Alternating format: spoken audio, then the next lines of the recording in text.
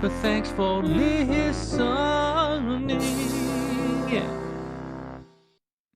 Hello, everybody, and welcome to We Say Things, episode 131. Suns fan here with the one and only Cinder, and as you can see, this episode is sponsored as of today, because I should say as of an hour ago, basically. Very last-minute sponsor edition by King of the Pool. So this is actually pretty cool. I've talked a lot with a couple of these ability draft veterans, Chicken Fighter and RGB Knights, who have basically been Chicken Fighter. What did I call him? You called him Chicken Fighter. Canadian chicken. Yeah, Canadian chicken.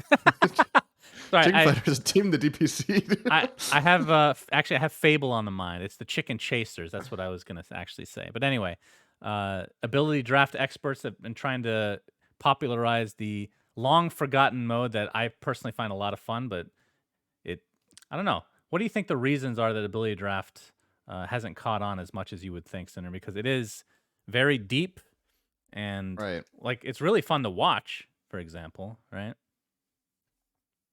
I think maybe the extra steps of having to learn to draft. I think if you play that game, it's skill based in a different way than Dota is, where it's a lot about adaptation. It's a lot about learning how to pick correctly on abilities. I think for some people, or maybe even many people, part of the turnoff of this is the complexity, and if you pick bad spells, your hero's just really weak. But on the flip side, if you pick really good stuff and you know what you're doing, you can be incredibly powerful and come up with something really creative and unique, right? So it's a very creative mode, and I honestly, I agree. I don't know why it isn't bigger, because I think it appeals to quite a lot of players. Maybe a lot of players don't even know it exists, really, or try to queue for it for a bit, don't find a game, they're like, okay, whatever, or just, but they're obviously hoping, and I'm hoping too, that a tournament like this will, highlight the game mode a little bit more, what it can do, and get some more players. Yeah, so to shed a little bit more light on the league, it's a league. So King of the Pool League starts January 5th, and essentially the sponsorship is in part to help spread the word a bit so you guys can sign up. You can team up and battle it out with 16 others for 6 weeks of Swiss groups, and if you're skilled enough, 6 weeks of 8 teams dueling in a double elim playoffs with 6 teams each taking home a slice of the 2,500 prize pool per region. Per region. Per region. So if you guys want to register, okay, go ahead. There's a Western Europe, Eastern Europe region, and then there's an NA/SA region. And then the winning team from each region plays a heads up, from what I understood here. Okay. So register your team now and join the fight every Wednesday to find out who is the king of the pool. So I'm going to put the link of the league itself, the registration, and the details itself into both the Twitch chat and in YouTube links. So be sure to check it out. It's for a good cause. Always good to kind of, we've talked about it with like captain's draft in the past. It's good to kind of just change things up.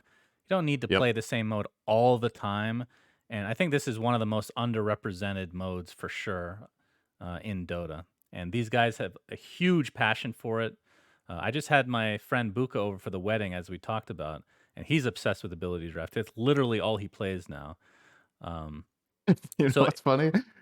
It seems like among like the statsmen and like the coders, people that do a lot of the very tech part of Dota, they love this game. Like this game mode is so popular among that segment, which I find really interesting, right? It's very, there's got to be something about it that just appeals to them, maybe because of how like stats driven it is, and the tech side of I hear from understanding why heroes and lineups work, right, on a deeper level. Well, yeah, it's a completely different angle than literally anybody would think of, because I talk to Knoxville occasionally about this. He'll just like vomit out stats about, this skill by itself in a vacuum is actually the most powerful skill in the entire game, right? Like, how would you possibly know this? Well, has the highest win rate in ability draft. Right? I don't remember. I remember that being a highlight. When he talks, just in general, I tune it out. So he gets to that portion of it, and then before he says the skill, I've already tuned out and focus on other things. But that's just a Knoxville thing, okay? But yeah, if you guys know anybody or if you yourself are interested, be sure to register in the links that are in the description of the video. So we appreciate King of the Pool tournament sponsoring the podcast. And yeah, hopefully everything goes well. Looking And forward to finally, seeing that. one final note on this: if you don't have a team, or if you're not like planning on playing in this competitive tournament, but you think the game mode would be cool to check out, they have a very dedicated Discord community for you to check out as well. I'm not sure if you're going to put a link to that one as well. Maybe you could link the Discord too. I could. There's going to be a lot of links in the description because we got more coming Yeah. after that. But yeah, sure.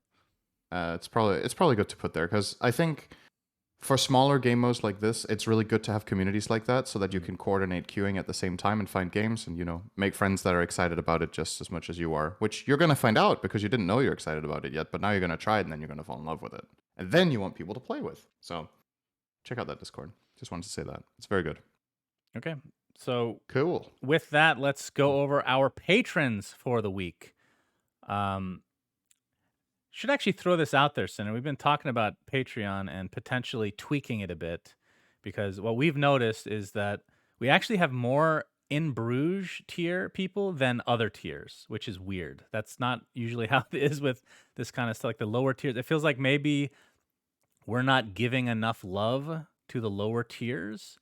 So if you guys can think of a suggestion, we'll read the chat in YouTube comments specifically.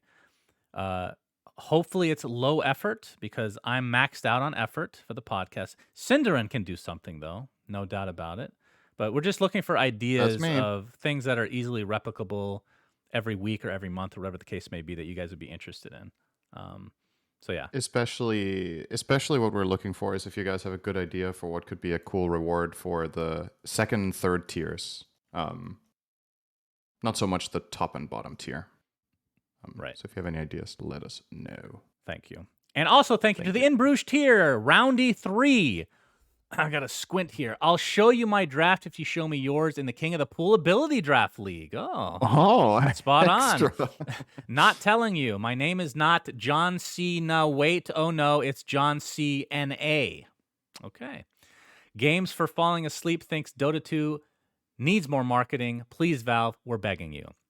Disco Farm D, Vincent Darksea, Semper Pi, Akuna Matata, Commander Donut, Bread Sheeran, Chakar, Detroit Deli, the Mega Pope, Sorry You're Not Okay, Cinderin, Do You Have Someone to Hug, TI in New Zealand, Zan Xavier, and Nate Thicko01 Hamscroats. I have someone to hug. And Bacon. That's someone in the tier, not. You don't love Bacon? Also have Bacon. I guess I also have Bacon. Who do you guys think has the biggest dick in the whole Dota universe? We'll get back to that. Shark TM, Novi Panda, Dop, Nothing to See Here, _man. Okay, but for real though, Sins fan, can you please use your Ice Rock connections to get the add all loading screens to shuffle button back? I feel like we're just never going to get this, and I'm going to read this out every week forever. He knows Pitch they Black, watch. Wooden Aftertaste, Done Talk Anonymous. Peter, some cats are actually allergic to humans. Niebling. Not yours, though. That's right. Thank God for that. Okay. All right, Shannon, who do you think has the biggest dick in the whole Dota 2 universe? Very quick. Does Gaben, is he included in the Dota 2 Not universe? in the universe. The Dota 2 universe. I need to look at the game to I'll go first. I think it's Aghanim. Okay, he does have 4 arms. I'm going to say Dawnbreaker, Cinderin. Okay. It's another good guess. Well, you never know. Okay. Okay. So we will start out the episode talking about something extremely sad. I don't know if we've ever talked about anything like this. Have we on the podcast? But Sexy Bamboe, you guys know, former pro player in Dota and streamer as well, has died as of the last week. The details of his death have not been specified, and we're not really going to speculate. That's not, obviously in poor taste and whatnot. I think his brother basically let everybody know that it is confirmed that this happened. For people that don't know who Sexy Bamboe was, like I said, former pro player, played with like Sing Sing on Mouse Sports back in the day with Black and whatnot. Had Kuroki on his team, if I'm not mistaken. He was a stand-in for that TI, I think it was. Yeah. Okay. It was TI2. And we can just talk about him perhaps but as a player, one of my favorite players to watch, not only in professional matches, but on stream as well. Very chill, very down to earth, and well, no pun intended, his Earth Shaker and Sand King and Tiny were fucking god tier. But more importantly, as a And Bad person, Rider. and Bat Rider, of course, as a person, I only got to hang out with him a couple times, but basically what you would expect. Very chill, super nice guy. Like pro players, it's what's the best way to put this? They're not always great to hang out with, let's just say. Bamboe Yeah. is very down to earth. Just a good guy. And this is obviously heartbreaking. And yeah, I don't know what else to say, Sundar. Just extremely sad. It came out of Yeah. absolute nowhere as well. Yeah, it's pretty much the same for me. I've met him at a couple of events. We weren't ever really close, and I don't think I played in a team with him. But just my experience with him, especially, I think it was one of the hubs that we were both at that did TI qualifiers coverage or something. Yeah, he was just a very chill guy. He lightened up the mood. He would be like, these kind of people that are just like subtly funny. He would be the guy who had like some funny like zingers or moments like that, but not like take up a lot of space in the room. He was also pretty small, so that he also physically took up very little space in the room. But yeah, he was. I think for many, especially in Dota, he was kind of inspirational in the sense that he was very he had this YOLO attitude about him, even the way he played pro Dota. He was very high risk, high reward kind of player. So he had these face palm moments, and then he had these amazing moments, especially around juking, around being creative of how to play in the offlane a lot of the time. So, just overall just a funny, chill dude that made quite the mark on Dota, to be honest. He played competitively. He's one of the old guys from Dota 2 as well. He was 29, which, isn't much of an age for a eulogy, unfortunately, of course, but it's a pretty good age in competitive Dota in that sense. So one of the older guys at this point with 29. Yeah. Shit like this is always so sad. I don't know. Don't really know what else to say. It's really a shame to lose someone like that. He hadn't streamed for quite a long time. Yeah. I don't remember when his last stream was, but yeah, that was the last thing I think anyone saw of him in Dota, at least. So that's what we remember primarily toward the end is the stream. Right. And his brother started a GoFundMe. I think I forget, there's a couple different sites. I think it was a GoFundMe for funeral services to cover costs and whatnot. And what they were asking for was, I'll put the link in the description so you guys can donate some as well. But it exploded past the mark that they originally wanted within the first day. I haven't looked, but after the episode, I'll grab the link and I'll post that in the description as well. So, yeah, very sad indeed. I'm not good at this kind of stuff, as you might know, so don't know what else to say. But the only thing you can do as individuals, as a community, is just try to move on and continue to remember them for who they were. And I have And nothing but fond memories. most importantly, respect the people that were the closest to him, right? Yeah. And their wishes instead of being pushy or instead of, speculating. Well, so there is one, I understand, like, it depends on the culture you're from as well, because I know some cultures it's more acceptable to talk about this kind of stuff. It just depends on where you're from. But I don't know what, you know, it's hard to cover all bases, in other words, but best not to speculate and just accept, move on, and appreciate what he did for the community. So, okay, moving on. I don't know how to segue this, but from very sad Something news to brighter. yeah, something brighter. Well, depending on your perspective, I guess. There's a lot of hate threads on this, but the Battle Pass has been released, Cinderin. It is an Yes. Aghanim's Labyrinth Battle Pass again. And what we're going to do, and I am so sorry for audio listeners, but we did this last time and it just makes the most sense. I'm going to switch screens to in-game and we're just going to go through the whole Battle Pass. It's going to be a pretty long segment, but I think it's important because there's just so much to talk about, and it's better if you're watching on video to actually see it instead of us just talking out of our asses, respectively. So let's do that. Hey, we're in game, and look, King of the Pool on the bottom as well. Great stuff, Sinner. Thanks for setting it up for me. Just Oh, kidding. nice. You did nothing. Okay, so the That's Battle me. Pass. It's Yes. officially called the Continuum Conundrum. Definitely a Yes. tongue twister. So what I was thinking we'd do, Sinner, is just go in order from Okay. the beginning, and then we'll just talk about like the main stuff, and then we'll probably talk about the Aghanim's Blessing or Aghanim's Labyrinth mode last. Does that sound good? Sure. Okay, so Aghanim's Labyrinth as a game mode is free to play, but obviously you will get some benefits for upgrading your battle pass. So one of which you'll see here, we can see some taunts. I don't know if you want to talk about the taunts or not. Cinder, you tell me. Talk about taunts. Yes, like specifically go through the taunts.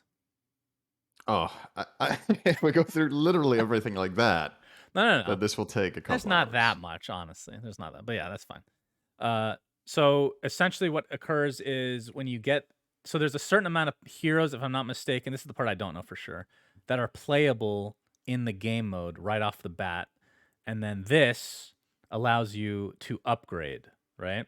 To get additional heroes in the mode. Actually, yeah, I'm 100% sure that's how it works. So, for example, if you're looking on the screen, this is a level 5 battle pass here.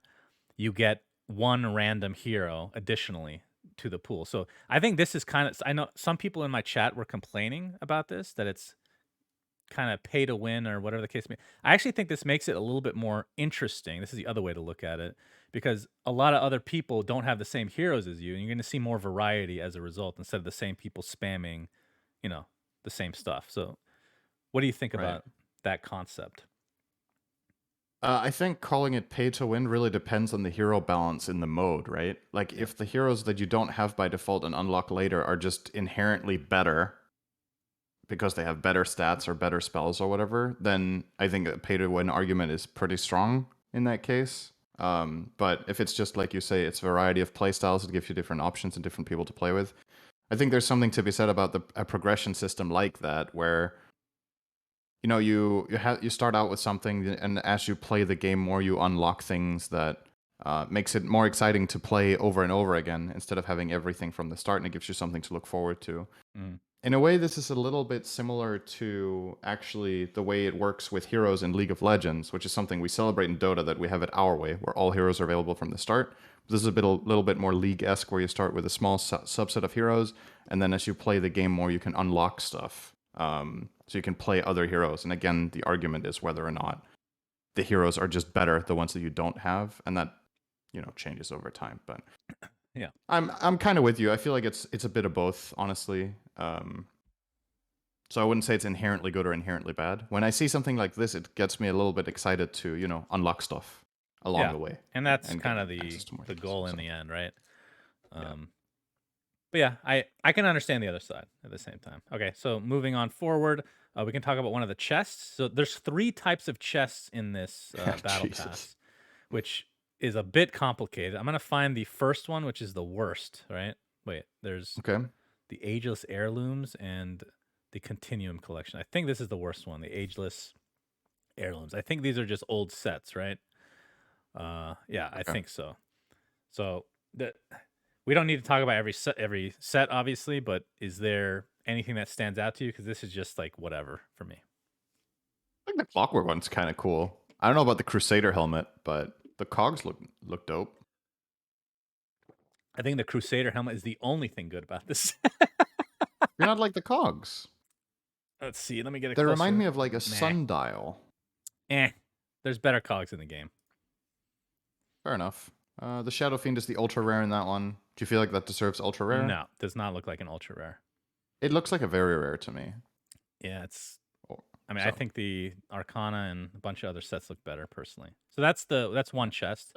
So they're decent. Like these items, these sets are way better than something in like Dota Plus or than your average chest, but they're not immortal quality. So again, we're going to talk about this towards the end, but one thing that they have definitely fixed, at least from my perspective, and I think you complained about more than anybody, was the lack of stuff in the last battle pass. There's so many dead levels where now you have 3 chests. Maybe they're not amazing, but it's something, right? Which is nice.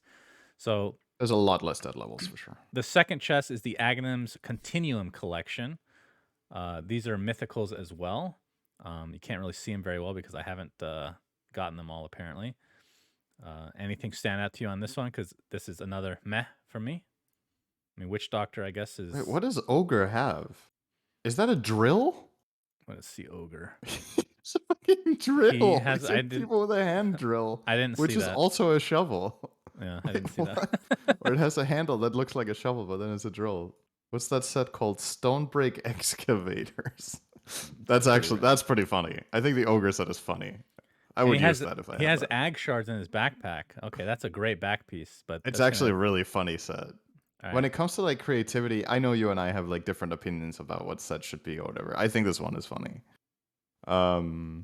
You've sold Witch me on Doctor is an Ogre. ultra rare. Does it have which ambient effect does it have? Is it just the staff, or does he have anything custom with spells? Looks like it's just the staff and the little arcane or why I keep saying arcane, the shards in his backpack glow a bit. And all of these sets are based on shards, right? They all have shards incorporated in one way or the other.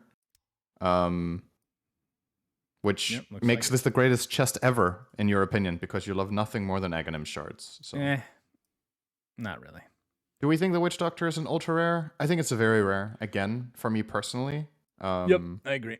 But it's cool that they made an ultra rare support. I will say that. I feel like that doesn't happen very often, that the support hero gets that slot. That's because nobody wants a support ultra rare syndrome.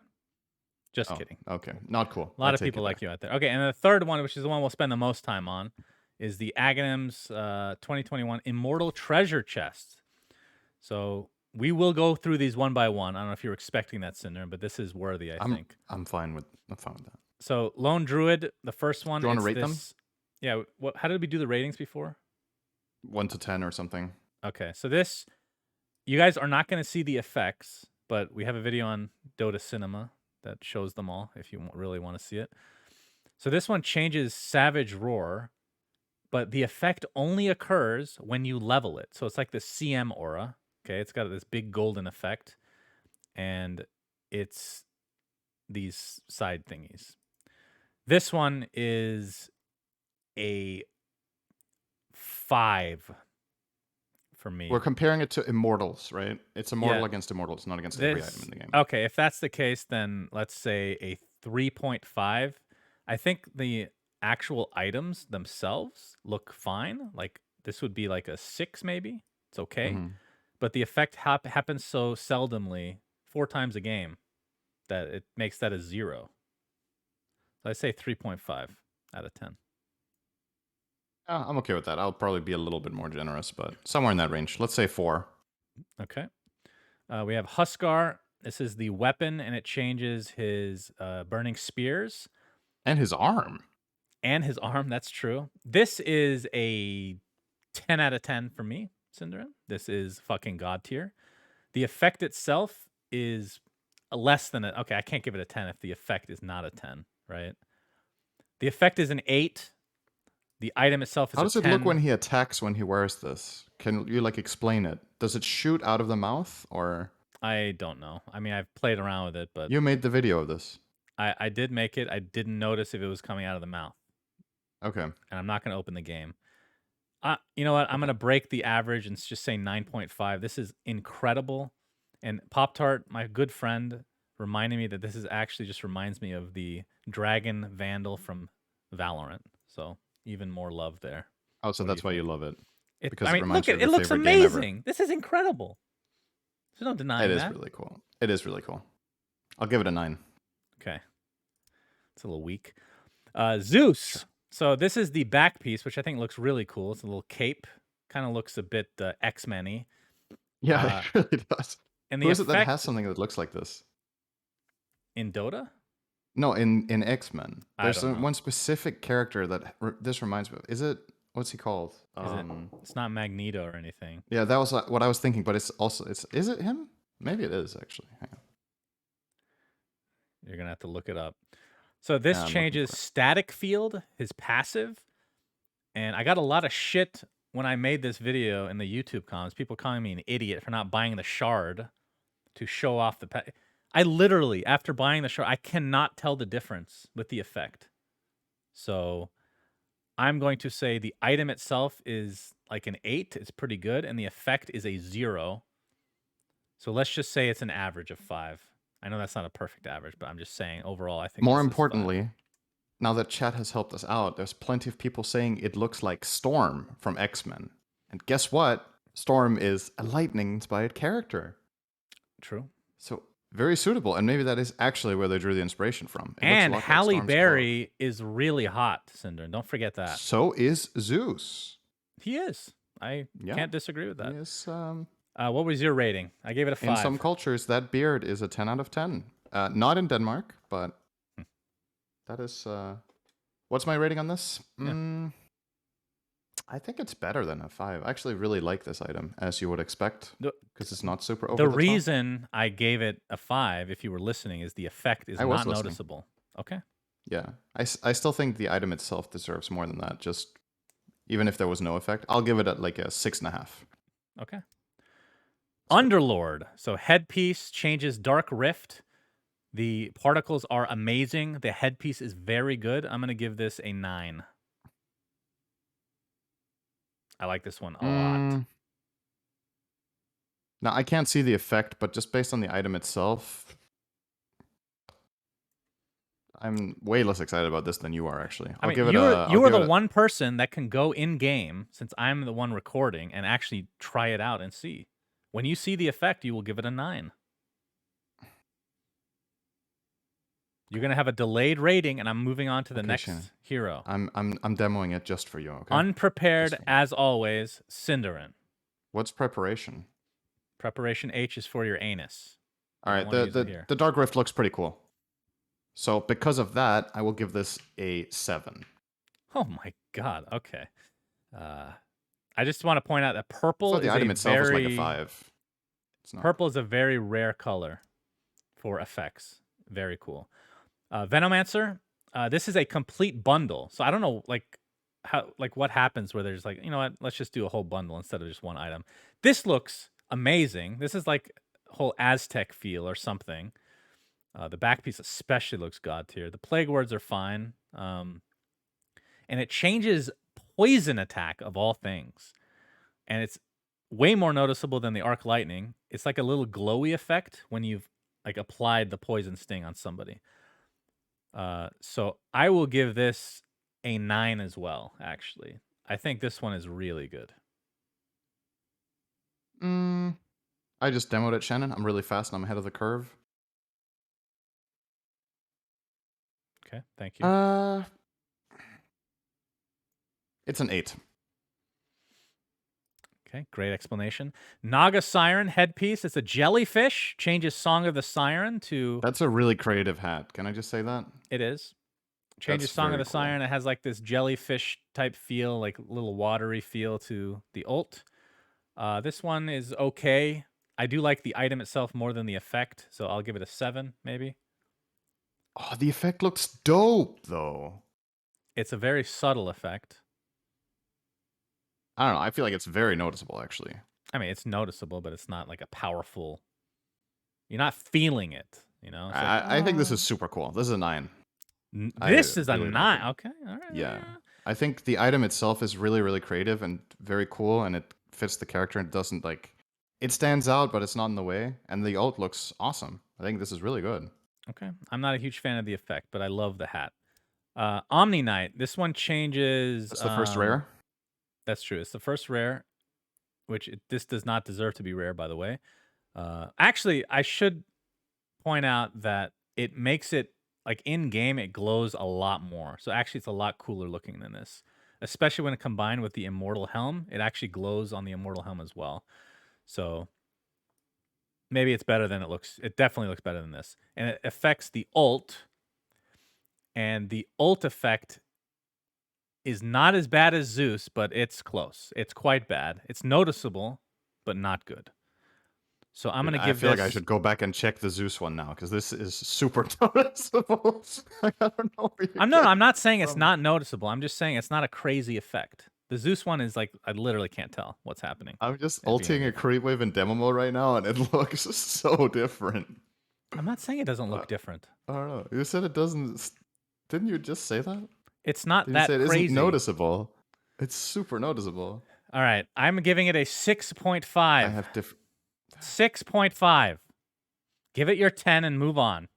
It's not a 10, Shannon. The item isn't that cool. The item, honestly, the wings themselves, if you turn the hero around, they look a little bit, I don't know how to say it, unpolished. You know what I mean? It looks like they look flat. Yeah, it looks somehow. like a sprite. Yeah, it's a little bit, I guess. The item itself is a little bit. I think the effect in game is pretty cool, though. I'll give this a 6. So you gave it a lower score than me. I did. Because I think the item itself is not particularly interesting. After but all the that shit effect is talk. noticeable. We were discussing whether the effect is noticeable. It's super noticeable. I don't know what you're talking about. Zeus, the golden version is a very rare. Still not noticeable. Not changing my rating. And then the golden Huskar. Oh, God, I wish I could get this. Wow, it's like the other Huskar, but in gold.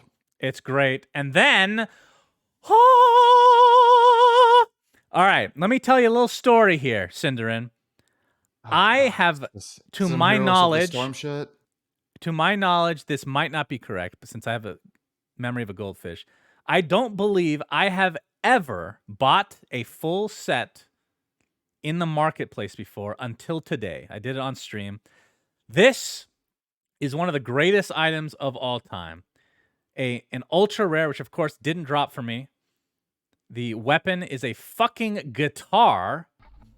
It changes the infernal blade to make a really awesome metal sound. Metal as in like metal music.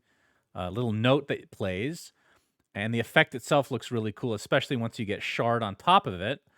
And it comes with a taunt, which is okay.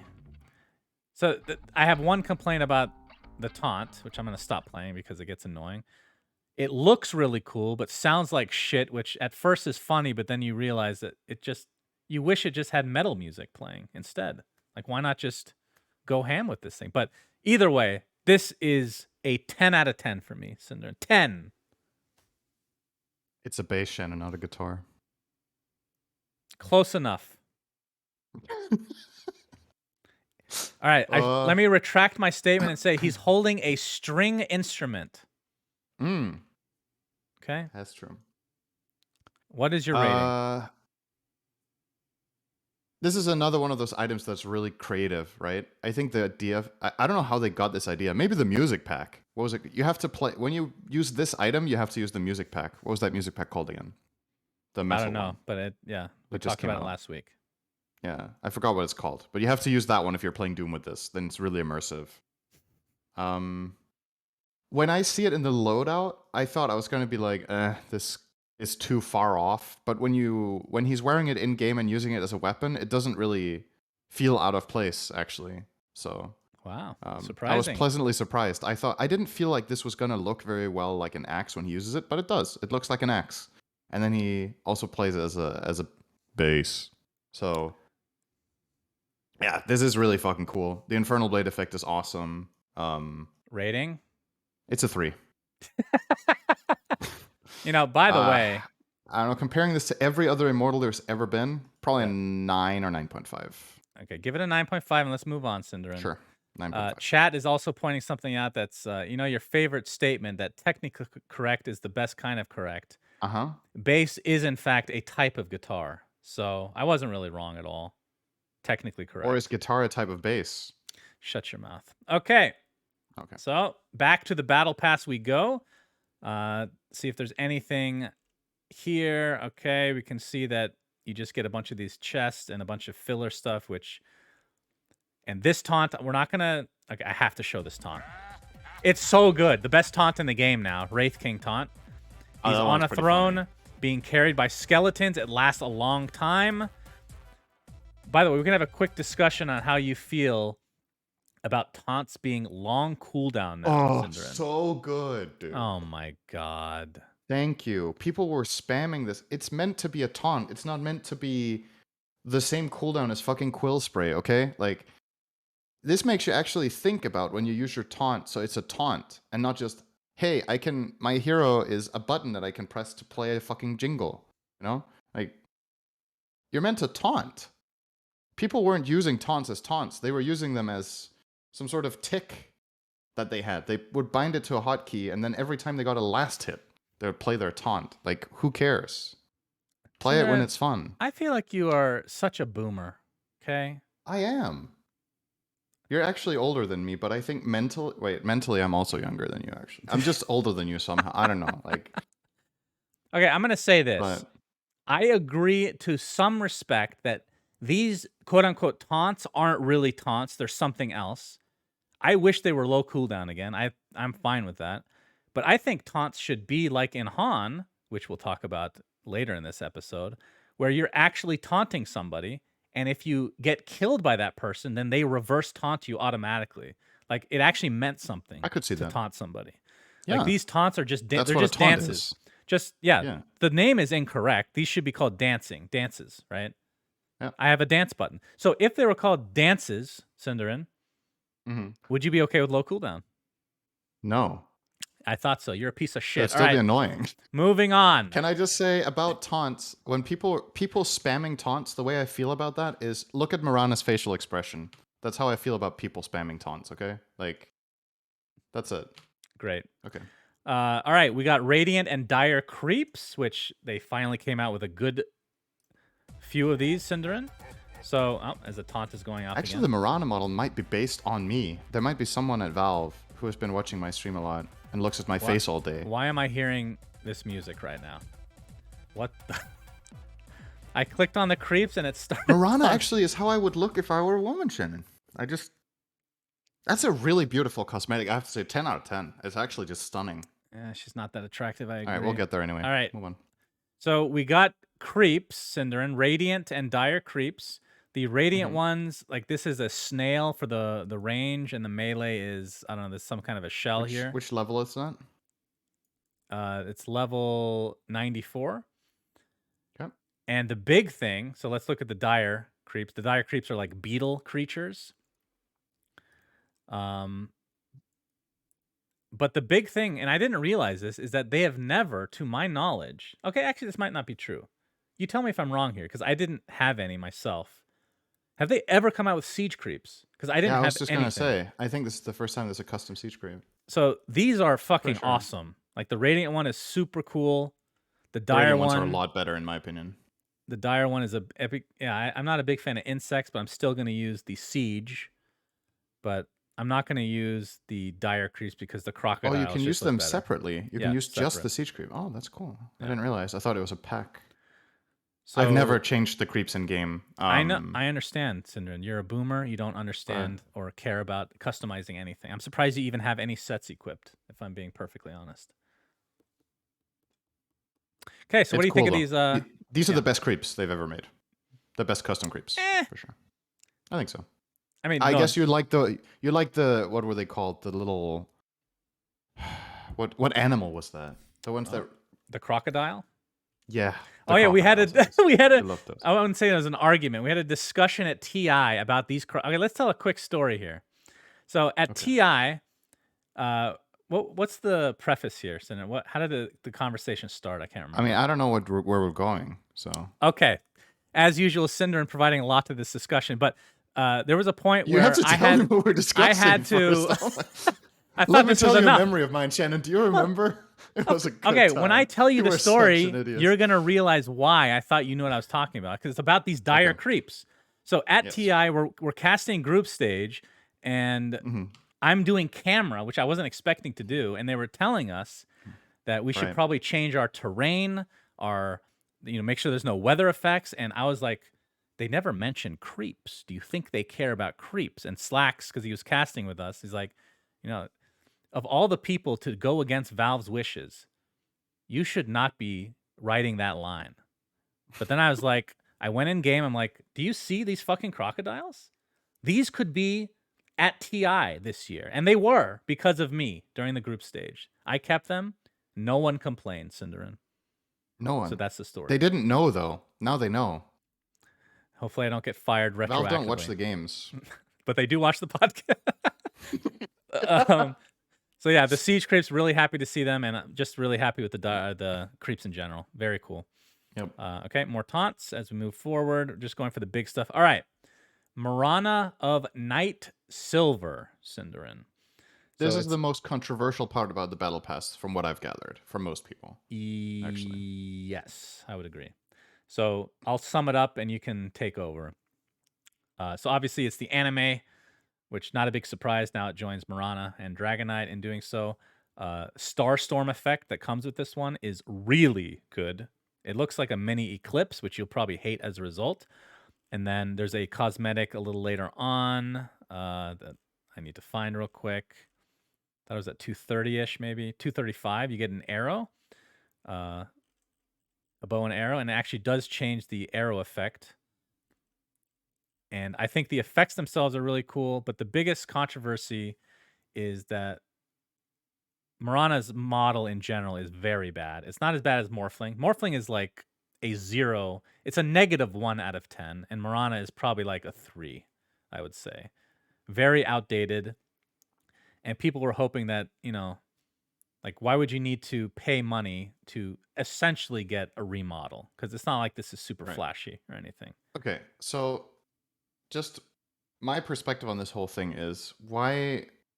So, whatever side you're on of this argument or whatever, the reason people are upset here is that the base model is bad, right? It's not that this is a persona. Because with the Dragon Knight persona and with and with Marcy and everything, like people haven't. It's been a discussion in itself whether this whole anime style or whatever is good or not. I think this is the least anime style of the 3 heroes they've put in that are from the anime, right? This looks Yeah, most sure. Dota-like, Yeah. I think. So let's say, how to say, let's say this was put in as a persona and then they also updated the base Mirana to be higher quality. I think nobody would have complained, actually. Right? Or, Yep. I mean, there's always going to be someone complaining, but not nearly to this extent. So, what Yeah. people are upset about is that this hero is one that the community has wanted an update for in a very long time, because it's one of the lowest quality models in the game. And now this came without the other part. If they would have just released a base upgrade to Mirana's model as well alongside this, I think that would have been an elegant way to do it, where people don't consider it. I don't know what word you would use for this. If it's like, it's not predatory, but you get where I'm coming from, right? It's like this is something the community really wanted as an upgrade to base game, and now it's not base game; it's paid for. I mean, imagine. Okay, imagine. I know this is on more of an extreme. Imagine this happens, this exact scenario, and it's Mhm. Morphling. Right, exactly. Like then Like it would this be is a similar story, right? no, it would not. I mean, it would be similar, but it would be exponentially worse. People would absolutely shit on Valve. I wouldn't say they're Yeah. shitting on them as much, right? But it's in the Mhm. same vein. And I mean, I have to say, I kind of agree with them. I think that's a weird move for sure to not just include in a I remodel. Now, the argument I don't mind is this being a persona. Do you? no. I think it's okay that it's a persona, but I No. think they should have upgraded the base model too. I don't think this should be the base Mirana in the game. I think it's okay that it's a more anime-ish thing because we're doing personas anyway. But then, yeah, So the upgrade the counter base one as well. argument is that Dragon Knight Persona came out and they didn't remodel Dragon Knight, but I think the difference But that was is because Dragon Knight was his better model, right. Dragon Knight is a right? better model. I mean, if you strip it down to its base, it looks like shit. Dragon Knight does like really bad, but So, he has like extremely good cosmetics, and I'm just guessing out of nowhere here that the polygon count is probably higher or allowed higher, so it just makes up for it and looks fine. There's a lot of really good Dragon Knight sets. Marana, I mean, you're kind of stuck with what like her face. You can't cover up her whole face. I mean, they've tried with a bunch of masks, but there's only so much you can do, you know. Um, Mirana paper bag set. I mean, Uh, I would literally buy that 100%. dude, what a meme that would be. We're never gonna fix the model, so here you go. Here's a set that's a paper bag. Dude, they would make so much money on the paper bag head model, Oh actually. no! Holy Don't shit. give them ideas. I demoed it. The Starstorm looks really cool, by the way. I thought you thought I wouldn't like it, but I like it. I think Starstorm's really very nice. Great to hear, Cinderin. But yeah, I feel like they should upgrade the base model as well. Clearly, I think some people were talking about how out of the personas, this is the lowest quality one. I don't really agree with that. I think this is solid compared to the other personas, including AM and Dragon Knight. So AM, Dragon Knight, Pudge, what Invoker else? Child. Invoker Child, yeah. and that's it, right? I think But I out of those would. personas, the only one that's anime is Dragon Knight, right? Or would you consider the So female anti-mage a little bit? No, it's not. It's still okay, that's this not is really where an I will answer. agree with. I'm not okay. When you say higher quality or lower Hmm. quality, when I think of that, it's just like the polygons, like the way it like is Right. designed. Whereas this looks like a normal Mirana, like the change from regular Mirana to this, you're just upgrading the model, really, if you think about it. You're not like just think about all of them. Pudge becomes a fucking uh, puppet or whatever the fuck that is, right? Right. Dragon Knight becomes a vastly different version of the regular Dragon Knight. That's AM true. becomes a woman. Invoker Yeah. becomes a prepubescent child. And Mirana is just Yeah. kind of the same. So I agree, it's the most That's underwhelming. fair. But it does come with effects, which It does. Pudge did. I'm not sure AM came with any. Invoker, And I didn't. don't think so. No. Same And spells. Dragon Knight, Dragon Knight. I think he Was has a different Dragon dragon form. Tail? Oh yeah, Dragon form. That's true. But that's a I think. model technically. But yeah, keep in mind this is a persona though. So the quote unquote trade off is that if you do use this, you can't use cosmetics on it. Right. So there's a lot of cool Moran items, right? It's like a lot of people really like the mask that you talked about, which is what was that inspired by Princess of? Is it called Monarchy? Is it? I don't remember. I don't know what you're asking me. Some sort of anime thing, or not anime thing, Japanese culture, whatever it is. I'm really educated. Yep. Anyway, you can't use cosmetics with this. So again, a base model upgrade as well, I think would be very welcome. Um, I wonder. Okay, so I don't. Is it harder? Is it more work to make a base model than it is to make a skin like this? Do you know what I mean? Like I'm just thinking from the perspective of developer hours and time, or not developer hours, like design hours, right? Like how big of an investment is it to upgrade a base model that the community really wants? I know it technically doesn't really pay anything, right? You're just making the game look better, but you get a lot of goodwill from the community, which I think has inherent value. Like Right. how long would it take to redesign a Morphling? It would probably be the Because same as this, as a like persona. maybe I'm underestimating how much work that is, but I feel like if you have a game like this that has such, a reputation, then having one or two bad eggs that just look old is worth fixing, right? No, I mean obviously I agree. So it, Uh, it doesn't I won't say I'm it's not a wondering lot of from work. Valve's perspective, what's the reason to not fix these models? It's been complained about for more than 5 years. Morphling, No, especially. it's because they have Like 20 people it's on the Dota team. What do you mean? It's not a surprise to what the what if issue it's a is. lightning rod, Shannon? What if they never fix it so that people only hate Morphling and not the other models that are bad? Because once you fix Morphling, then there's another hero on the list, surely. Yes. Huh. Then the problem just moves up. Huh. It's a catch-all in some respects. Yep. Huh. Maybe they'll just delete Morphling and forget about the remodel. That I would be fine with that, actually. Fuck that hero. Okay, moving on. What do we have? So past that, I believe the next one is the towers, which, whoo doggy, these are god tier towers, Cinderin. I'm gonna give Oh, here a we go again. 9.5 out of 9.5 just on the looks and how it looks in game and the animations and whatnot. And then today I checked good old Reddit, and Mm? what did I see to increase that from a 9.5 to a 10.0? You can high five fucking towers. That Okay, that's is funny. amazing. Holy shit. These That is really towers funny. are great. Love it. I'm just gonna demo it. I want to see it shoot. But yeah, I mean, I don't think we've had like custom towers that I was like, oh hell yeah, that's really fucking amazing. These are the best ones they've made though, right? I think I that's mean, pretty fair to say. they've had. Okay, I'm gonna go through the ones that I have, which there are. I think it's all of them actually.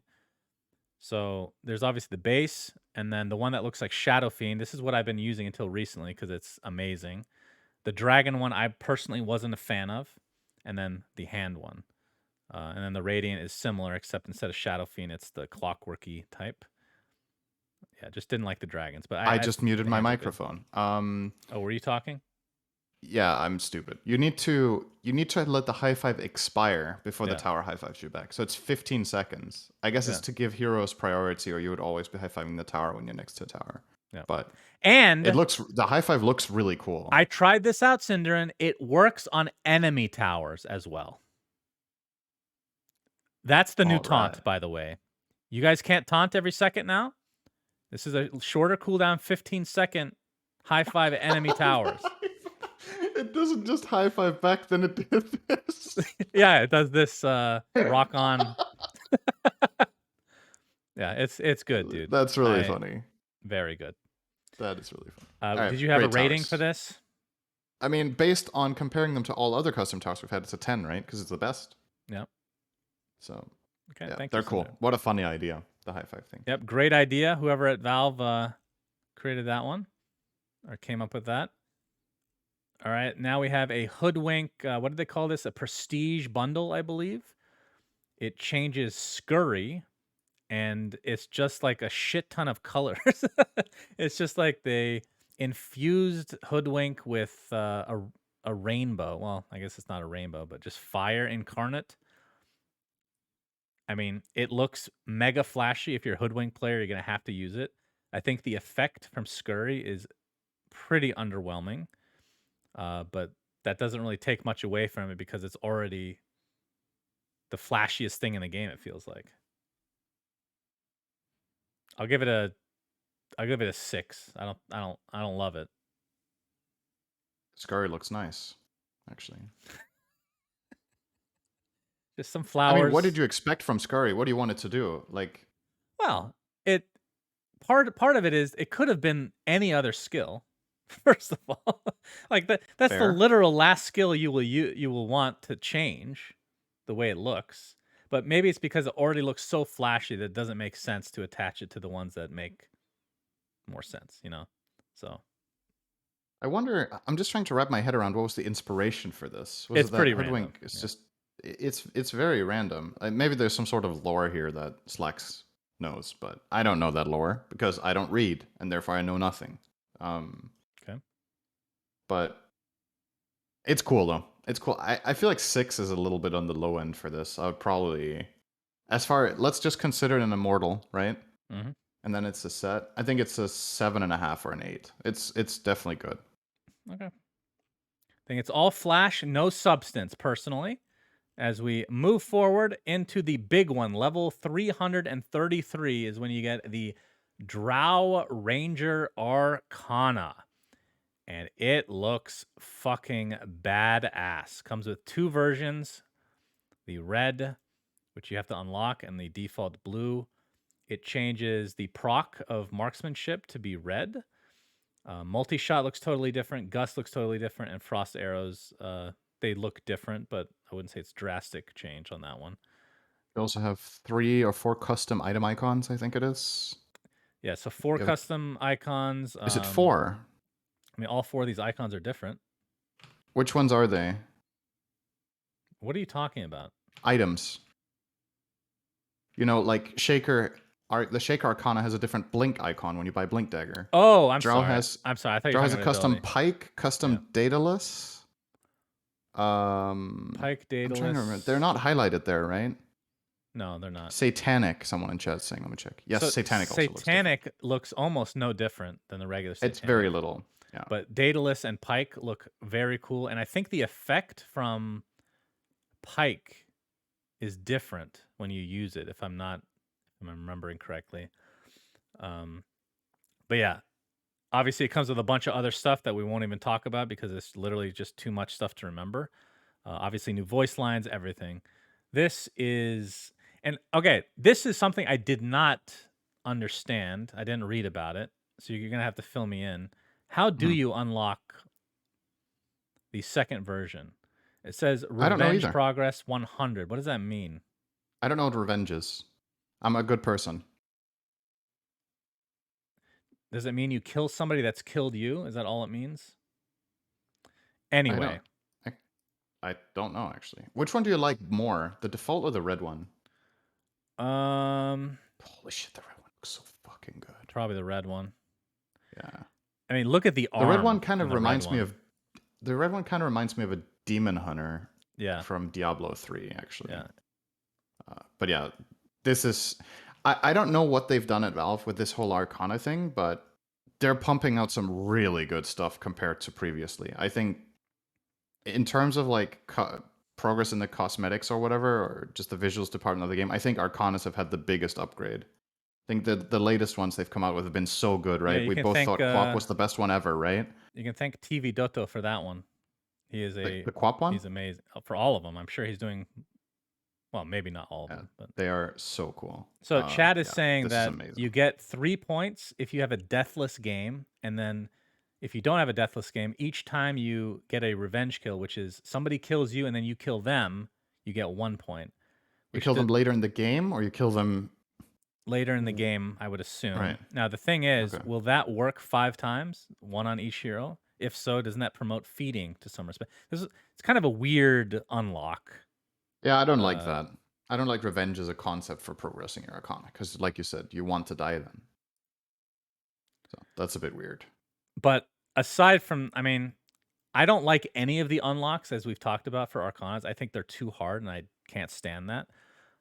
Like for example, the PA unlock, I'm still trying to unlock it all these years later because I don't spam the hero, and I did play it a bunch during that event where it gave you bonus points, but it's still not enough. Still have like 23 wins. Like fucking God, so annoying. I still Drought. have the same perspective on that. It hasn't I really know. changed. I think it's good that it's hard. I know. It's meant to be something prestigious and cool that you can be proud of unlocking. If it's easy, then it loses its novelty, right? Okay, so you only get 1 revenge point per game maximum. So Yeah. feeding. So So if if you you're God or if die, you're smurfing, you can do this in 34 games. yeah, More than likely, we're talking like 100 games. 200. Oh, 100 wins, I should say. Yeah. You need to win, so that's 50%. And in most of those games, you will kill someone who killed you earlier in that game, right? Most games you will die at least once, and you will probably Yeah. kill an enemy hero that did that. So let's say 200 games to get this style for the average player. It's a I lot. think it's a lot, but it's also this is again, I feel like these custom styles should be hard and should be something for people that are really truly a fan of the hero. It's a way of standing out. I think it's great that it's hard. Ooh, look at that. And I think it looks fucking incredible. So that's I'm if gonna you're a give Drow this player fan, a Drow Ranger fan, it's worth going for this. It's really cool. so I'm gonna skip ahead. Oh wait, I had the wrong. It was showing the wrong head the whole time. How did that happen? All right, the long hair looks pretty awesome. So this is level 333. I've actually, if you remember the last battle pass, I didn't level it too much because I didn't want anything. I did level mine to level 200 because I really wanted the towers, actually. Right. I think Drow Ranger is the best Arcana ever released. I think it's a 10 out of 10. I will Better than not Quap? upgrade. Yeah, I will not upgrade to get it because I don't play the hero. But it's very, very good. It feels like I can't say for sure if this is like it's just such a high bar, right, that they're setting with the Arcanas lately. So it's just really cool to see that they're not dropping the ball on that. Like they're just very good every time, seemingly lately, with their Arcanas. So I whoever's will working on agree, that is doing a though. great job. Quap is, for me, a close second. Like, I could see them being interchangeable. I think there's for me, personal opinion, clear separation between those two and every other Arcana in the game. Like, I did not like the Spectre Arcana. Wind Ranger one is good, but again, these Quap and Drow are just The Spectre was also amazing. very good for what it was. Like it's a Spectre. I How didn't much like can you it. really do with Spectre? I think it Well, was we also talked great. about this. You could give her a fucking phantom horse, Cinderin. Yeah, and a flower hat. All right, Give let's her a move on. mount. Make it Yes, interesting. I don't want to look at that Speaking fucking of give her a disgusting mount, the face. worst Arcana ever, Ogre. Good. A lot of people like that Well, Arcana, Cinderin. yeah, they don't know. Yeah, but you do apparently. Okay, Yeah. and then past the Drow Arcana, is there anything big? That might be it, right? Let me just. I think that's only the goes up to last, like, 500 before it starts repeating. Basically, yeah. the seasonal attack effects, which we don't really need to discuss. So, that is the battle pass. And We didn't then mention this is something unique. I haven't played Aghanim's Continuum yet. What's the what's the scenes from the Continuum Vault? Is it video What level is clips? that? Level 1. And then you unlock more of them later. It's Oh, the yeah. the cinema roll. Isn't it just loading screens? It's just loading screens. I Okay, think got so. it. Right. It's just a loading screen pack. Okay, never mind. Why do they make so many of those though? I don't know. But actually, they had an interesting thing. I beat Aghanim. We're going to talk about Aghanim's Labyrinth now. This is the segue. Mhm. Sure. Have you played it? No, I just told Of you. Thanks course. for listening. Yep. Whatever.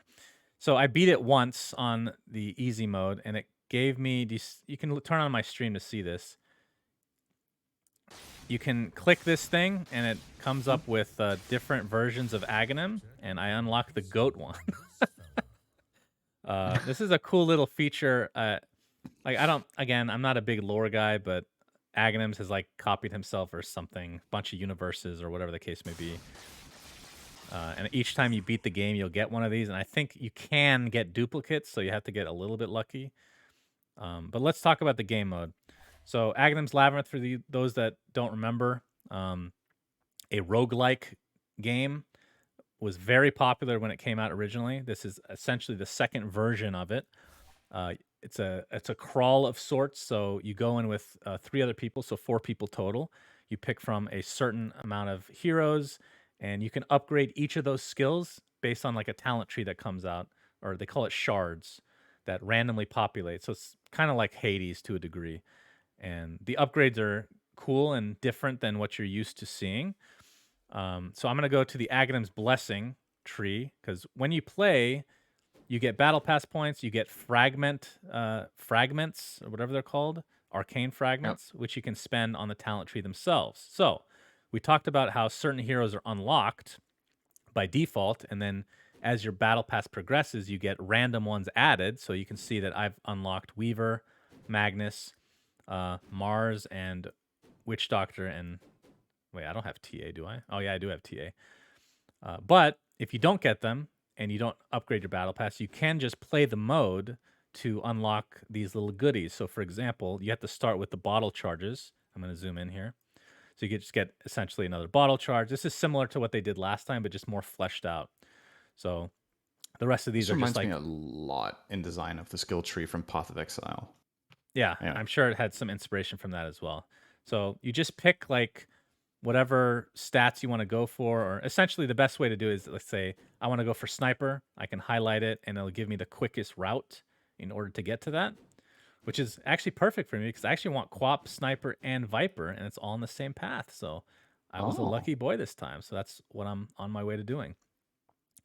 The amount of unlocks that I have right now, basically one night of playing.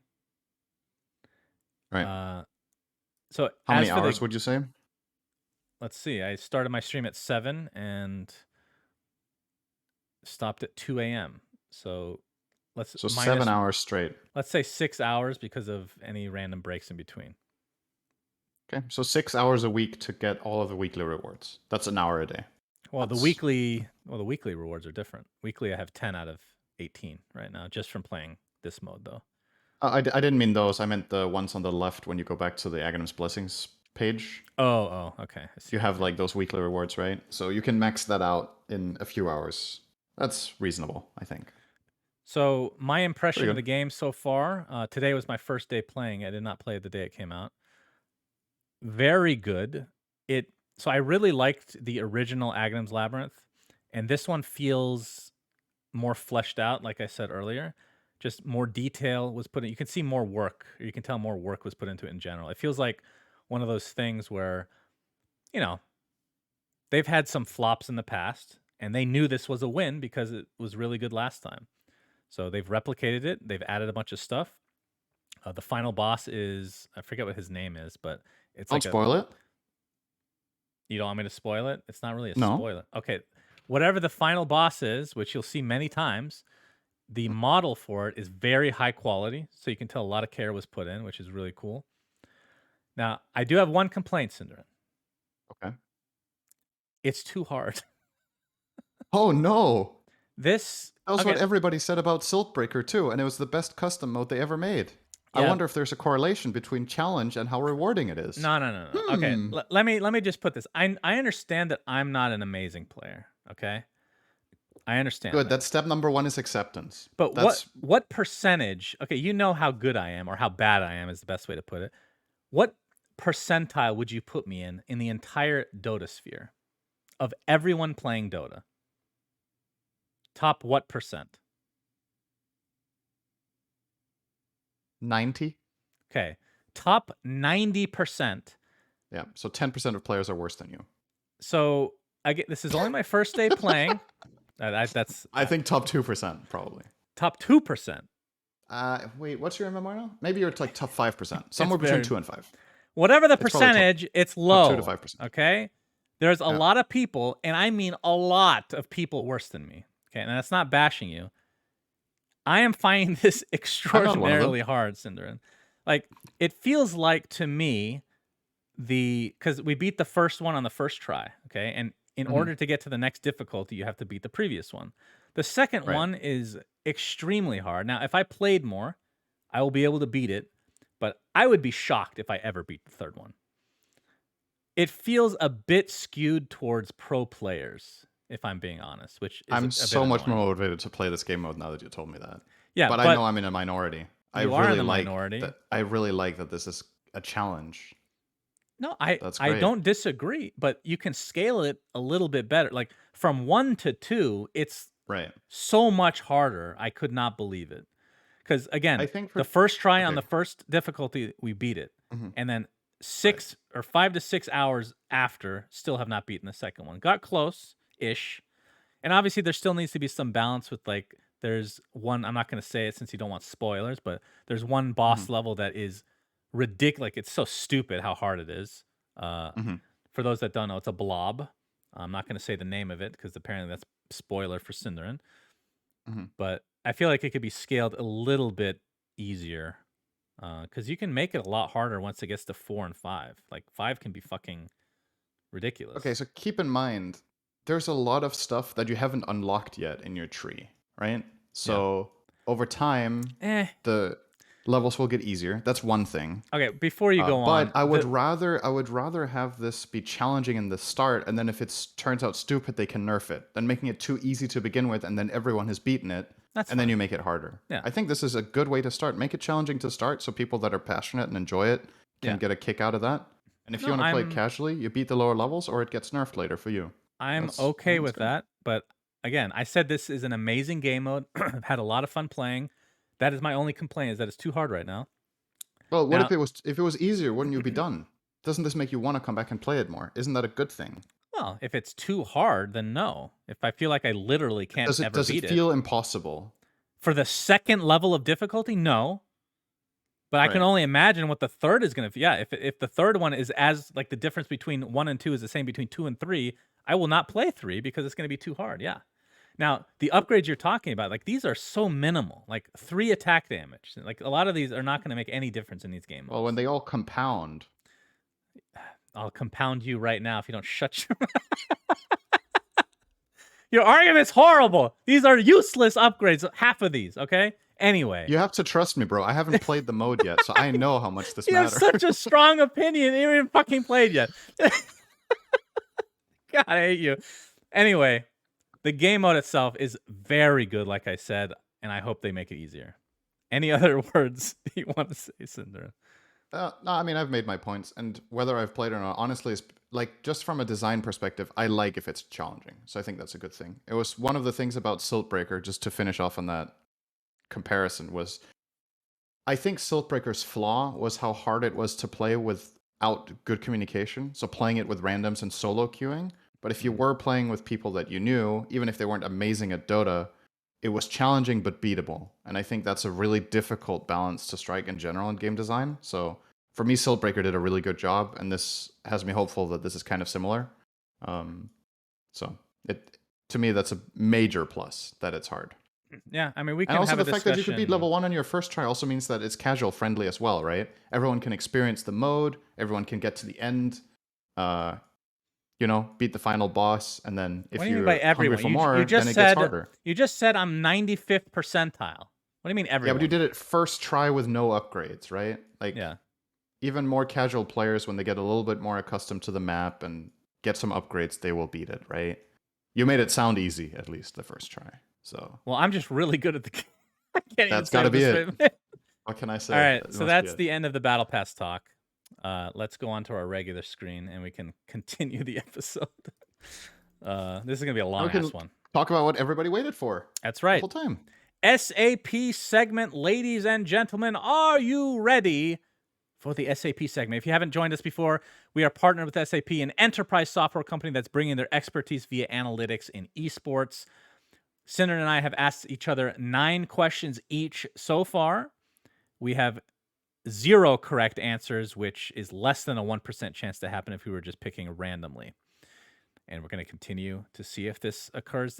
I have a feeling that you're going to get mine right this time. Oh, I was going to say the same for you. And I wasn't like specifically trying to make it easy, but I feel like you might know this actually. I think this might be easy for you.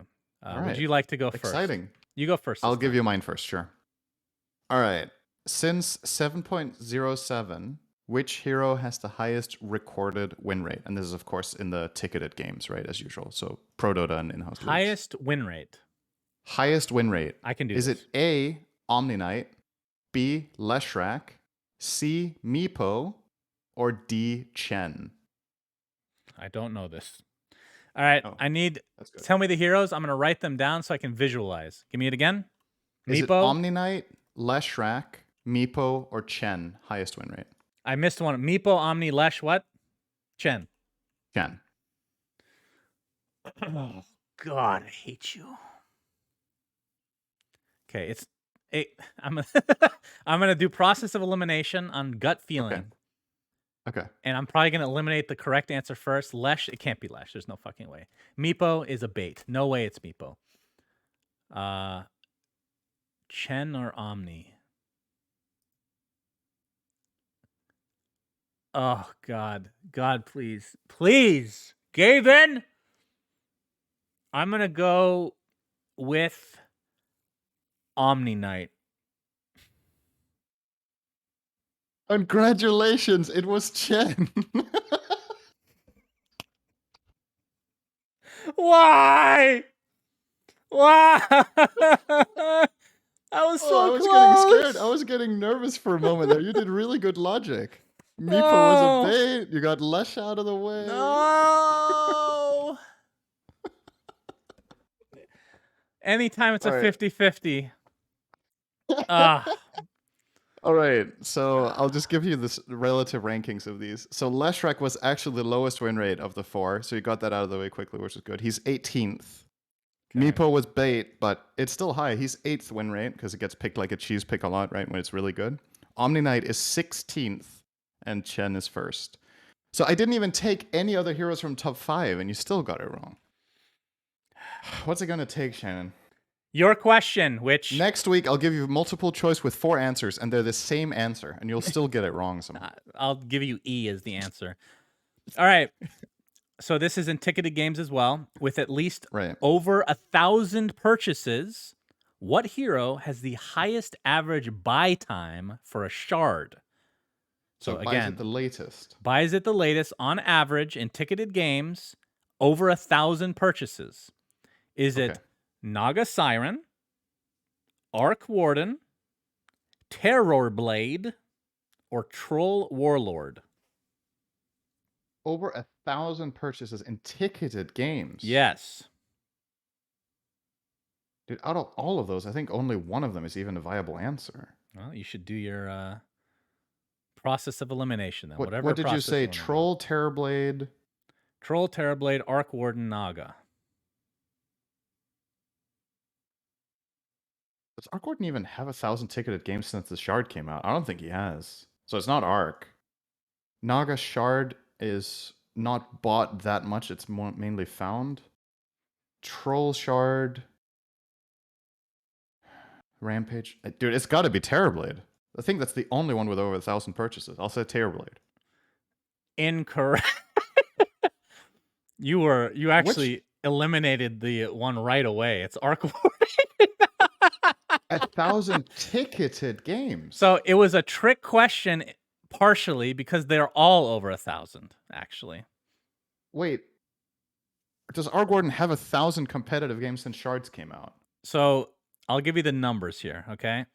And I'll have to look There's up no how many way. games it was. But in order of time length in purchasing, Naga was 36.5 minutes, Troll 38.5 minutes, Terrorblade 42.5 minutes, Arc Warden 47 minutes and 16 seconds. Shan, I'm just going to go out on a limb here and call bullshit. There is no way this is in Pro Dota. Ticketed games. That doesn't mean Pro Dota necessarily, Cinderin. What? Who plays 1,000 games of Arc Warden since this came out on a ticket? I'm going to Is there tell some you. sort of in-house league I'm for looking it up Aghanim right Shard now. stat farming? One second. Let me. The Aghanim's League Match count. sponsored by Suns Fan TV. One moment. Is that one moment? There's no way. 1,519. Oh shit! All right, I may have given you wrong information, Cinderin. Okay. I was looking at how many games of Arc Warden in general there were. Oh. All right, they bought it 29 times. All right. I have to admit, I literally forgot to do this, so I was doing it on stream. How do we enter this as part of? How do we enter this? You know what? You know what? It's fine. Like I had 75% chance of being wrong, so we'll just say I was wrong. Okay, it's fine. If Whatever I changed else the you would have come up question with, to it would have been wrong. Who has the highest average buy time? Would your answer have been any different, Cinderin? Yes. What would it Absolutely. have been? What would it have been? What were the options again? Arc. It was Arc Warden, Troll Warlord, Terrorblade, Naga. I think I would have taken Troll or Arc. Which one though, Cinderin? I mean, I can't say that now, right? All right, I cheated my way to get this one, I guess. Whew. All right, how about this? Next week, I ask you 2 questions to make up for it. Oh, that's good, actually. Let's just void this one and you do 2 next, and then we're caught up again. This one sounds voided. good to me. That's good. Yeah. Okay, and on to the community questions. So if you guys remember, we have changed this just slightly. So actually, good point from Masaruli in chat. Huh? You didn't only get the answers wrong, now you also got a question. What are the chances that we get all our answers wrong and I get the question wrong as well? Dude, I did it really quickly. All right, the community question. So if you guys don't remember, basically we take a question that you have asked weeks prior and we ask you what you think the answer is, and then we answer the next week, and then we ask another one, and we give shout outs to people that get it correct. So wow. From last week, the question was, what's the highest damage instance of a hero against another hero in a pro game after amp and reductions? The correct answer was D, and it was 5,185. Holy shit. Cinderin said C, 4,312, and I said C, 4,313. So technically, I was closer than Cinderin. I feel like going +1 from another person is actually just default loss. Like, that's just weak sauce. No. You got to commit more. Technically right is whatever the hell you used to say. So the correct answer, 5,185, which was D, which only 17% of people voted for. And the person that was closest was Henrique Velasco, who was only 5 damage away with 5,190. Really so very, very impressive. What a sick guess, especially considering the pool of people that guessed. For someone to only get 5 damage away is really impressive. Yeah, very good. Damn. So the follow-up question for next week, ladies and gentlemen, is which hero do you think did that damage? So 5,185. Who did it? Is it Huskar? A, Huskar, B, Phantom Assassin, C, Necro, or D, Rubik? Oh, shit. This is a really good option. So whoever comes up with this should probably be doing the questions for us instead. Yeah, that's probably true. Like all of them. So this is really good. If you guys want to try to answer this and get a shout out, leave your comments as to what in the comments of the YouTube video, I should say, with the hashtag SAP Esports, then your answer, whether it's A, B, C, or D. And check out the link in the description. So yeah, we get to guess because we don't know the answer. I'll take whatever you do +1, okay? Okay, so which hero did 5,000? So I don't think it could be Necro. Well, if Necro It could. ults like a Pudge with 10k health, but would that happen in a Yep. ticketed game? All of Maybe. these are possible mathematically. So Huskar is kind of the same. How does Rubik get into this, though? steals one of the big spells and does it, right? What big spell does 5,000 damage? What do you mean? Just Necro ult? Husker ult, Necro ult. Okay, I think it's a trick question. I think it is Rubik, actually. You've sold me. D. All right. I'm going to say Rubik +1. Got it. We're going to be wrong again. I know it. Okay. All right. So, I have a couple of theories about, let's just nerd out a little bit about this because I think this okay. stuff is really fun, right? Yeah. There's a couple of theoretical ways this could have happened from any of these heroes, right? With Huskar, it's obviously life break. That's the only way. But his life break could have been amplified by Veil. It could have been amplified by E-Blade. And it could have obviously been on a really high HP hero. I think at one point, Huskar Ags also increased the damage, which it doesn't anymore, but this is lifetime, right? So the old Huskar ult did more damage than it does now, I think? Question mark? I feel like it used to be better than it is now, percentage based. So it would have been better in an older version. So that's one way. PA is obvious, huge crit. There's no other way she could do that much damage with rapiers. Necro, it has to be the Reaper, but again, the Reaper could have been amplified by the things I mentioned before and more. And then for Rubik, the reason Rubik is such an appealing answer, and I pick Rubik as well like you did, is that Rubik could have stolen Huskar ult or Necro ult, and Rubik had a talent that was better, which is still insane, his level 25 talent with plus Spell Amp for stolen spells. Yeah. So if Rubik steals Huskar ult, and then he casts Spell Amp stuff on the enemy target like E-Blade and Veil, he might actually be able to one-shot with his ult any hero, almost. And I think I remember seeing a clip where that happened, actually. Yeah. But I don't think it was in that clip that it was 5k damage, but it's easy to imagine how Rubik could pull that off. Yeah. So very true. This is the good stuff. Good stuff. So yeah. I'll pick Rubik. And Rubik also has Arcane Supremacy, which is an amp. And he might buy items that give spell amp. So that is the end of the SAP segment. If you guys want to learn more about SAP, be sure to click the link in the description, as it does help us. Thank you. All right, next topic, Cinderin. Something I kind of talked about at one point in the past, DHL commercials that I did with Slacks and the Purge have been, one of them has been released. There's 3 videos and one has been released, and it's probably the only good one. Well, that's not true. There's 2 others. One of them I think is really bad, mainly because my character's not funny and I like to be funny. And then the third one, it's just my voice, which actually is a good video, but you don't. I'm not physically in it. Wait, this is a 5-minute video. You haven't? Oh my god, do you prepare at all for that? You don't even. Anyway, I will put the link of the. No, I watched it many times, but it was so funny that time flew. Yeah, of course. I can't believe it's 5 minutes. This video, the premise, it's a skit, of course, and DHL allows, we went to a DHL facility in Germany, and Slacks plays James Bond type person. And they do different casting, please. He plays James Bond. I know we need a new James Bond, but Slacks. There are a lot of good. We need a balding white man with no accent. So, what was I saying? So yeah, he plays 007, or sorry, he plays Agent 322 instead of 007. Oh, that's good. Purge plays Dr. Evil, essentially.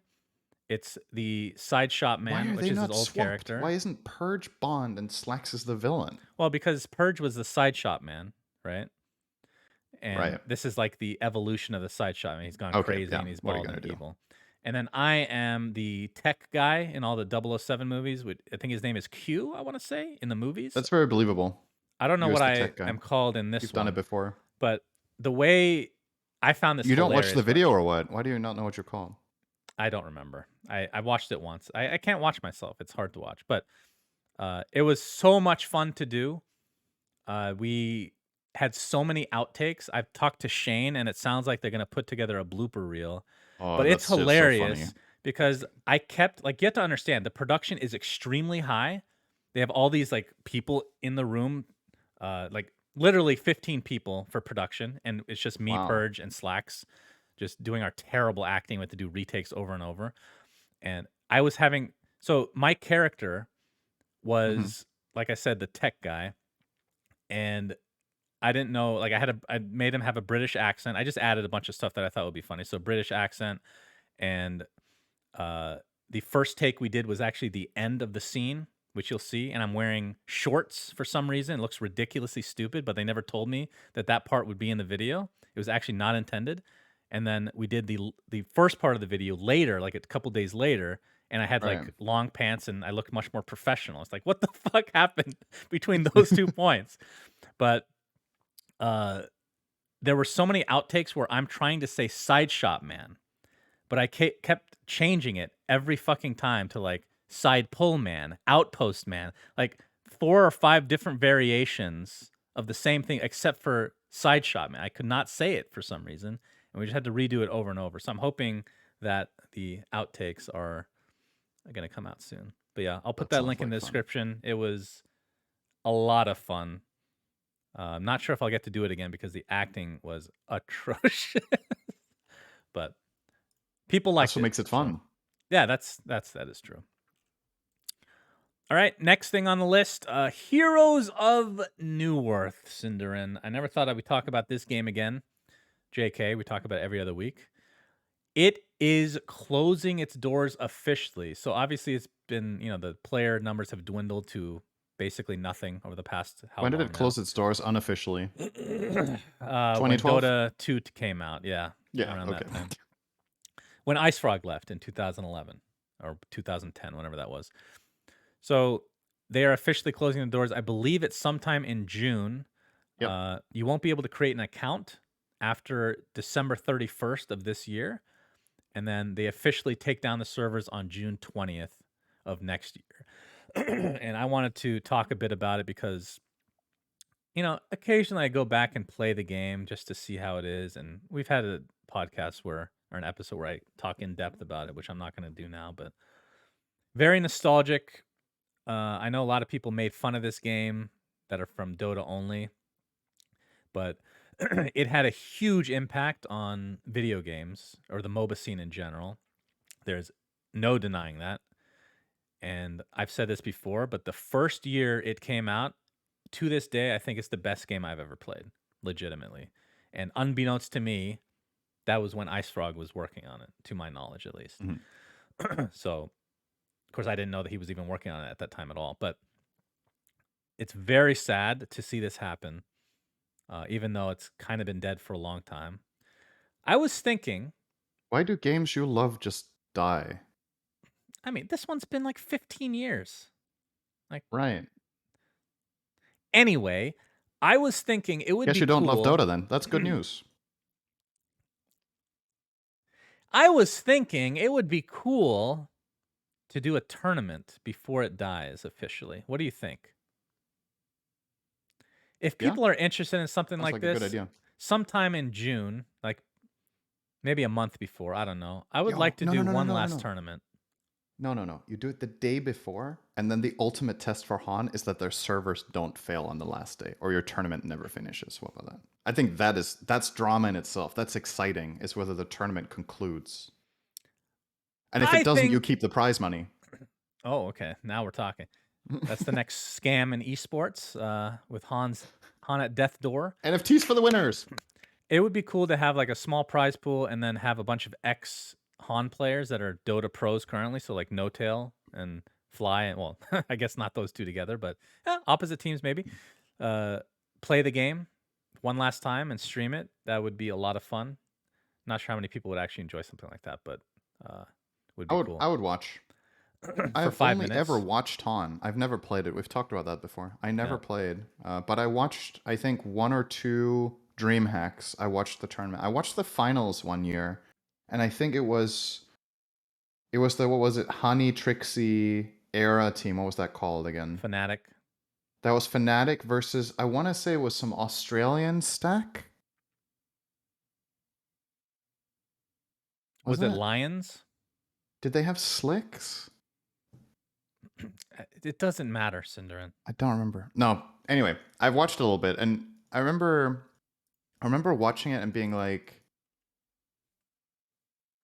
things are kind of familiar because you've played Dota, right? So you know some things, but it looked a lot different to Dota at the time, right? It was Mm. very, very different color scheme, different models, different everything, but and it felt fast. But aside from that, it's like, I wonder why I never actually tried to play it. I don't remember having like a conscious reason for it, but You don't like new things. You've already I established guess this. that's probably it. Yeah, I'm really boring and old. That's true. So last topic about Han I want to talk about though is obviously there's been I don't want to call it speculation. Maybe it's hope, copium, whatever you want to call it, hopium.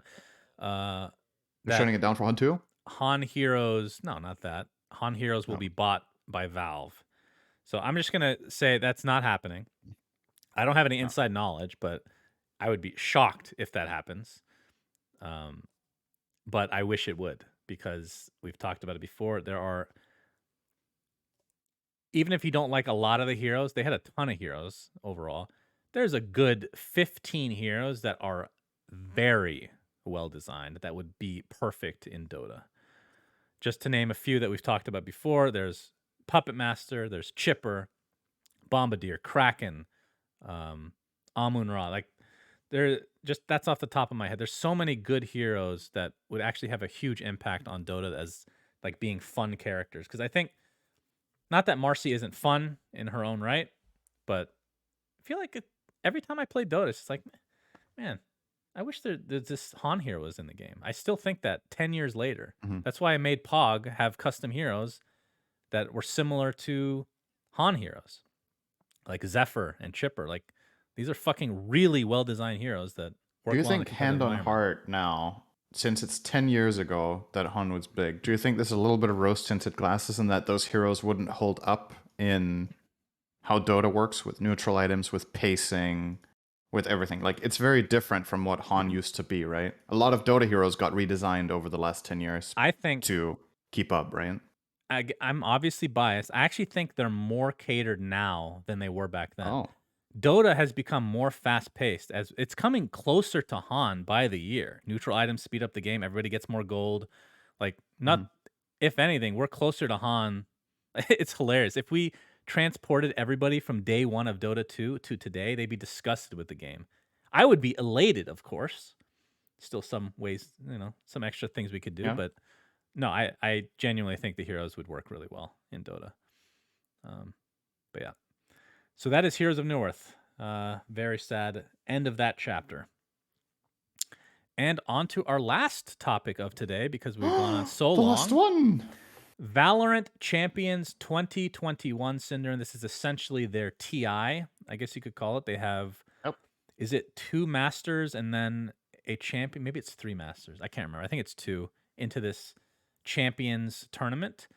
I watched it. It was very good. Actually, it's the most Valorant I've ever watched. Very enjoyable. The team that ended up taking it in the end is called Ascend, who beat Gambit 3-2, both EU teams. Well, I guess EU and CIS, but European in general. Team Liquid kind of disappointed, but they made it to top 4. And there were some huge upsets. The South American team Crew weren't expected to even go to playoffs, and they made it top 4, and they almost made it to the finals. It was like super close games. Uh, Overall, very, very fun to watch, and looking forward to more in the future. So, in terms of the actual viewership, just to give you guys an idea, the peak was essentially 1.1 million viewers, which I think for a game that's a year and a half old is very respectable. Yep. Like what Dota and CS both had similar, it was like 2 point something, I want to say off the top of my head for the last TI and Major. Mhm. So pretty damn good for Valorant to be, even if it's half that, that's for the first year and a Yeah, half, that's that's really good. good. And that's That not is good. including the eventual China boom, I would assume occurs if they ever get that game through in China. This will be huge in that country for sure. But they did something interesting. They did something TI-esque where they created a skin line where 50% of the proceeds went to the players into the prize pool itself, essentially.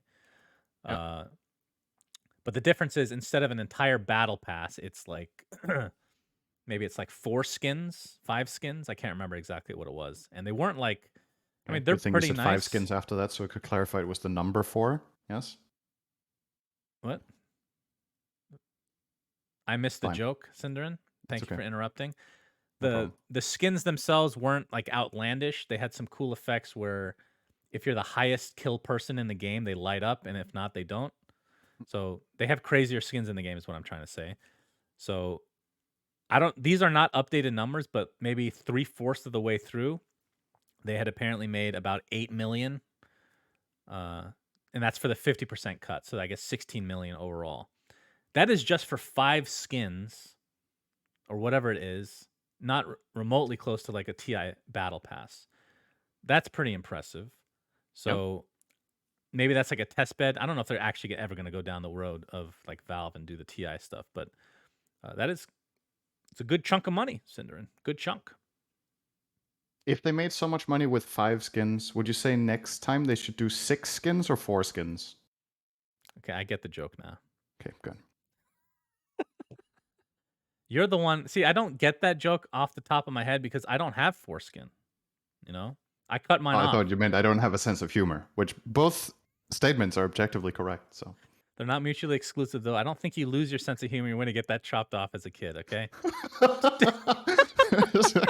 we should have some stats on this. There has to be. Yeah.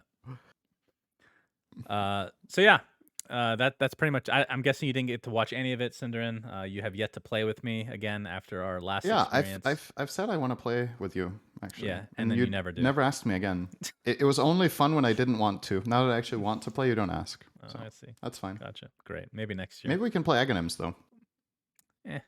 I think I've heard it's fun and challenging, and playing with top 2% players will be good. Yeah, there's quite a drop off for sure. Okay, that brings us to the end of the episode. Quite a long one today, but obviously makes sense with the whole Battle Pass related stuff. So let us know in the comments if you guys enjoyed the Battle Pass and maybe things you're upset about. But also remember, counter it with stuff you like as well. We can try to balance each other here. Perhaps that's possible. Okay, thanks for watching, everybody. Suns fan and Cinderin signing out. Goodbye. Bye. Subscribe. We say things that don't mean anything, but thanks for listening.